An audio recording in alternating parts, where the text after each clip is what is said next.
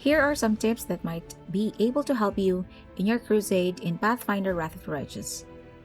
Hello guys, Genuine Gaming here, and in this video, I just want to share with you on how I run the crusade in Pathfinder Wrath of the Righteous. Tip number 1. Units. Stack on ranged units as long as you can. The ranged units in crusade management are invaluable in an army as they can attack any unit in the battlefield. As for me, marksmen are the best trainable units in the game as they can deal great amount of damage to an enemy. Just make sure to surround them with other friendly units as they will have penalty in close combat and they cannot shoot their bows as long as there is an enemy unit adjacent to it. Tip number 2. Generals. I have only used mage generals in the game. My first general is always Setsuna Shai as he has Scorching Ray and Master of Maneuver abilities. As Scorching Ray would give you an extra help of destroying enemy units, and Master of Maneuver would allow you to bring an extra unit in your army. With regards to feats and abilities, the most important are Cure Spells, any spell that can damage an enemy like Fireball and Ice Storm, and Master of Maneuver.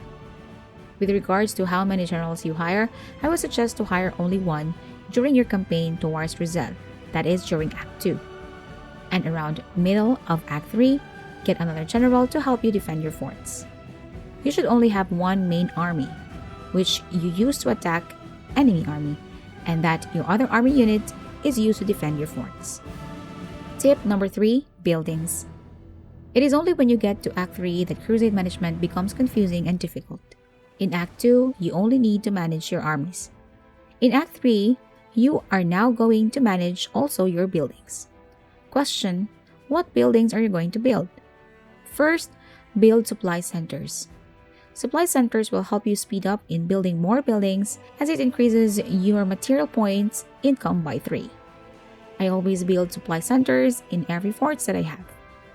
Material points are always needed in building buildings. Second, build inns. An inn increases finance points income by 200. Just build enough inns to help you finance your army and buildings. In my experience, 5 to 7 inns is already good enough. Third, build citadels. A citadel increases the time of a siege of the fort by 3 days. This will buy you time to defend your forts if they are attacked simultaneously. Build citadels on forts that are consistently attacked by enemy army. Fourth, build hospitals. A hospital provides 5% bonus to infirmary size for all generals. The bigger your infirmary size, the better it is for you since infirmary size will help you regain defeated units after combat. Infirmary size will help you minimize your losses in combat. Tip number 4. Grow your army. Build a main garrison in Crusade. Then build garrison in other forts as they increase the base growth by 25%. Offense is the best defense. The fastest way in battle is bringing an offensive army. The following are the offensive units: Infantry Champions, Ranged Marksmen, Mounted Hedge Knights, Spellcaster Assassin, Grand Dragon Slayer. Tip number 5. Use your gold to buy points. When you are short with supply points, you can always use your gold to buy points. Gold is very abundant in the game as long as you try to loot everything. Spending gold to make your crusade management convenient is a good idea. Tip number 6. Battle enemy units for more supply points. Defeating enemy units in the map will give you rewards like enchantable items. In addition, sometimes they also give you supply points which helps you progress faster in the crusade management. Tip number 7. Battle strategy. When your general is still at low level, it is advisable to take safe fights. Fights below your army level is the way to go as of now. When your general is above level 10, 1 level higher enemies can be taken as a safe fight. If you take a mage general, as I suggested, casting damaging spells is the way to go in your every turn. But if you feel that your enemy can be taken by your units, I would suggest to conserve your energy points.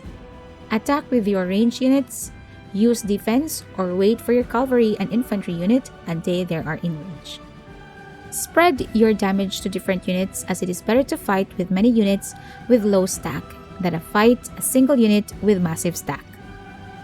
Bonus tip: When you upgrade your forts into bastions, build teleportation circle and shelter, as this would improve your party movement in the map.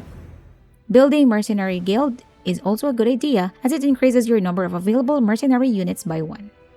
Hope these tips help you in your crusade. And if you want to add more tips, feel free to write them in the comment section below. So I hope you find the video helpful. Do not forget to leave a like to let me know. And if you want more Pathfinder Wrath of the Righteous video, subscribe to my channel. See you in the next video. Ciao!